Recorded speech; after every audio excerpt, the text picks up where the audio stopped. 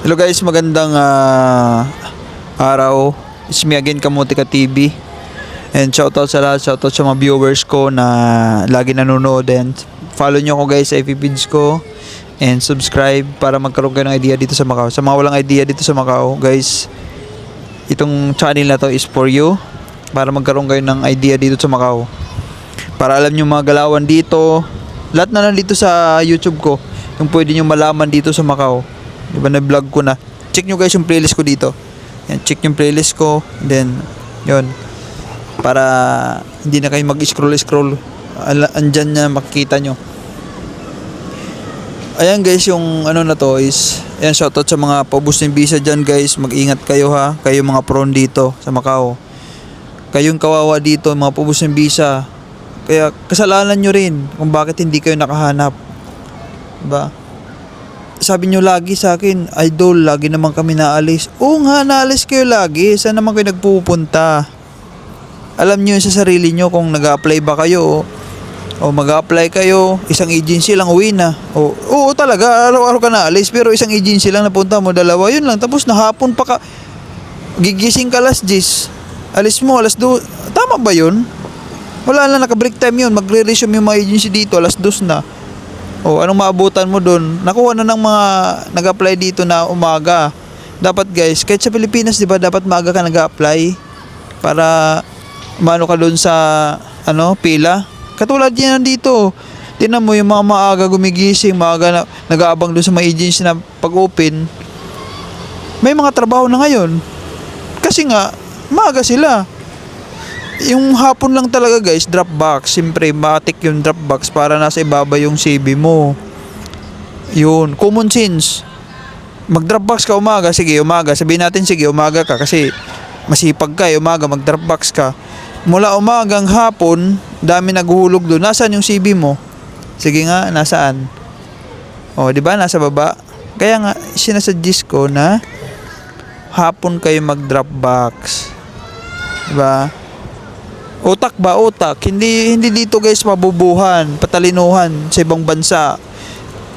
Kung yung ugali mo sa Pilipinas, nasa Pilipinas ka pa rin, nasa Macau ka na, hindi na obra yan dito. Kung tamad ka sa Pilipinas, tapos nadala mo yung katamaran mo dito sa Macau, hindi obra yan. Totoo yan. Kailangan dito pasipagan, patalinuhan, hindi pabubuhan. Totoo yan, sinasabi ko yun kasi based sa experience ko. Hindi ka talaga ako nag-iisip na gusto ko makalamang ako sa kanila. Yun lagi yung iniisip, paano ko ba sila may isan dito?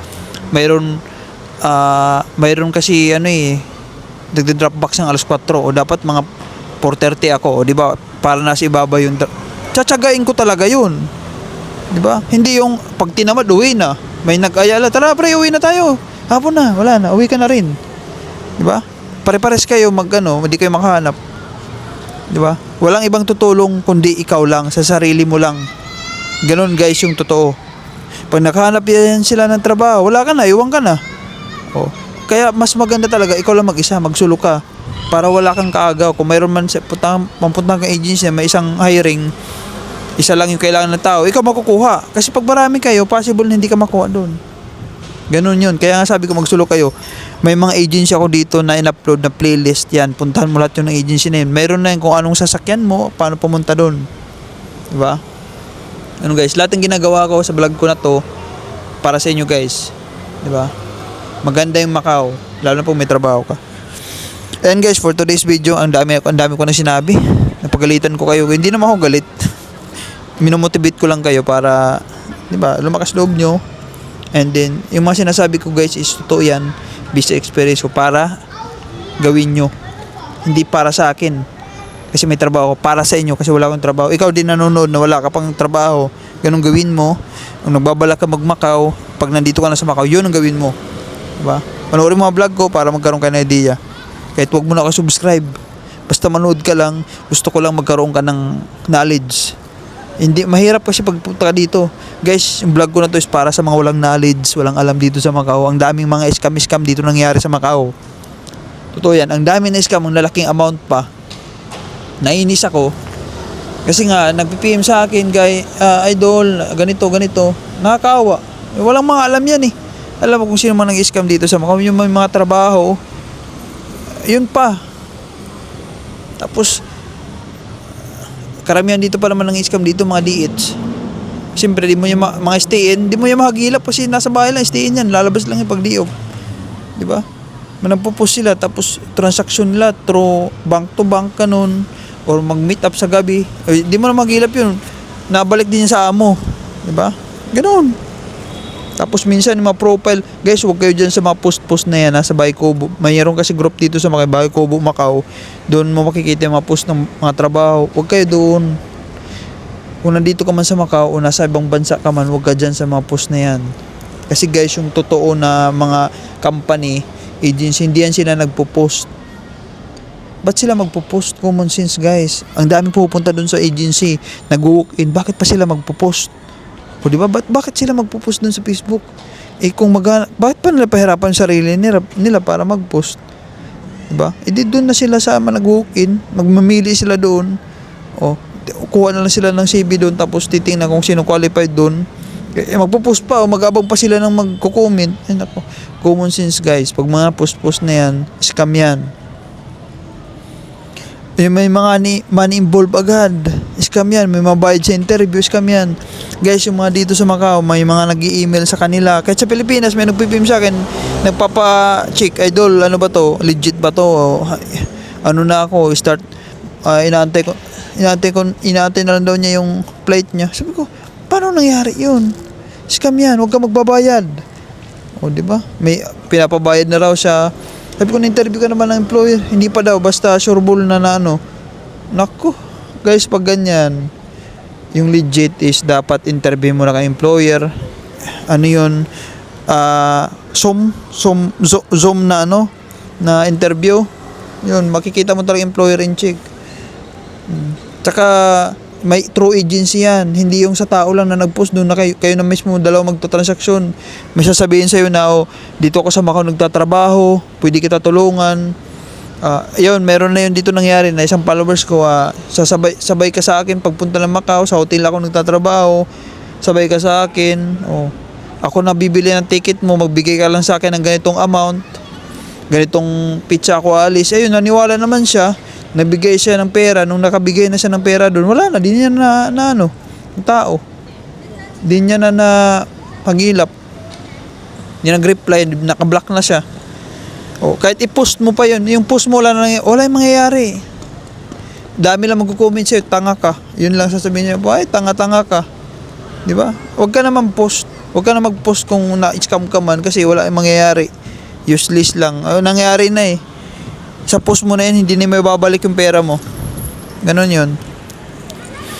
Kaya lesson learned sa'yo yan, guys. Mag-ingat kayo dito sa Macau. Kapwa Pilipino yung kalaban natin, hindi ibang lahi.